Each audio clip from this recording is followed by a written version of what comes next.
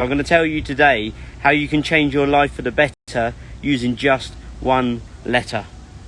So back in 2019, just after a relationship breakup started to crumble at the end of 2018, through 2019 I went through many months of mental misery, where I honestly believed that I was trapped in a prison, and that prison was what we call a home.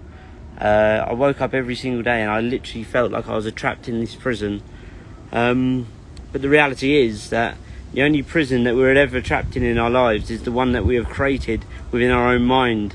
And that mental prison that I was trapped in, I didn't realise at the time that the only person that could have got me out of that prison was me. I was the one that held the key all along, and in all honesty, the door wasn't even locked. It was open all along, so I could have just pushed the door and gone through at any time, but I didn't, because this was all a mindset. Like I say, perception, perspective, and I wasn't practicing gratitude as well. So I remember things were so bad because I was focusing on all of the negative things in my life. I was focused on every single thing that I was potentially losing rather than the things that I was potentially gaining. And yeah, I remember every single day I'd wake up in the morning and I remember I used to scream at the top of my voice, "Fuck you," because I didn't actually want to wake up. And that's how bad things got. And when I actually did manage to transform my mindset and sort of flip my mindset, I replaced the "fuck you" with "thank you." Because if you're lucky enough to open your eyes in the morning, you've been given the two most priceless gifts that you had ever been given. And they all say we all open two gifts every morning, and that is our eyes. And that's why they call this moment the present. And I was being so ungrateful. I didn't realise that I was being given the gift of life every single morning, and I didn't actually want that. I was so ungrateful for life in general, but life is the greatest gift that we'll ever receive. So like I say, people, think about your perspective, your perception, because the way that you look at the issue in life is the issue. It's not usually the things that actually hurt us in life are the things that happen to us, but it's the meaning that we give to those specific events. So if you can change the meaning that you give to the thing, you can change the pain. Like you will not go through pain if you change the meaning. If you look at it from, say, a positive point of view, as in a growth mindset point of view, because you can grow through what you go through, or you can sit and stay in the same place.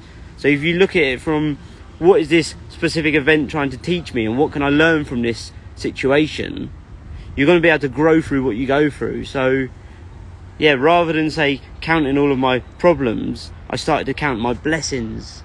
And yeah, I remember every single day that I had to go to work. That's what I thought at the time. I had to go to work.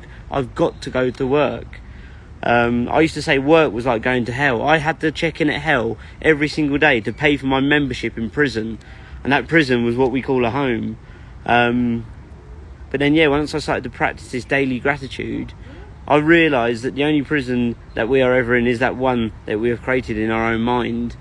And yeah, like, it was a gift to be able to go to work. Like, it was a pleasure to actually have a job, to have a home, because I realised that the nightmare that I was going through was actually a dream for somebody else.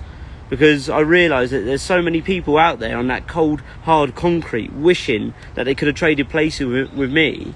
And I was sat there, yeah, I was upset, but I was sat there with a roof over my head, with food in my fridge, with clothes on my back and food. Yeah, clothes on my back, food in the fridge, and shoes on my feet. And yeah, I wasn't practicing any gratitude at all. I knew that there was people that would have happily traded places with me. So yeah, I just started to practice this daily gratitude, and just know that gratitude makes what you have enough.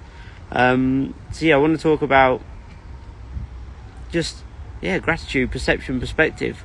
So how many times, I want to ask you then, how many times have you said the words, "I've got to go to work," or "I've got to go to the gym," or "I've got to help my family member out with something that they've asked you to help out with"? It could be, say, taking some rubbish out, or it could be driving them somewhere. Because I've done it many a times, like, "Oh, I've got to go to work, I've got to go to the gym." So I want you to think about this, and think about this seriously now. you can transform your life with one single letter replacement. So I want to challenge you for next time when you say, I've got to do this, whatever this may be, change that letter O to E. Instead of got, I get. Because if you say, I've got to go to gym, I've got to go to work, I've got to help my family member out, that's not a great place to come from. Why don't you change it to, I get to. I get to go to the gym. Because some people can't even afford a gym membership.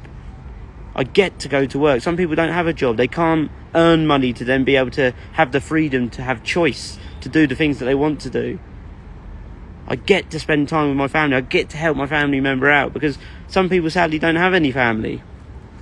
And yeah, choice is a big one. Like, I personally believe that everybody that's listening to this now has the freedom of choice, has the gift of choice, has the privilege of choice. Because if you've got a phone in your hand, I believe you've got choice, because you can make a lot of choices with this piece of technology that you're listening to my voice through.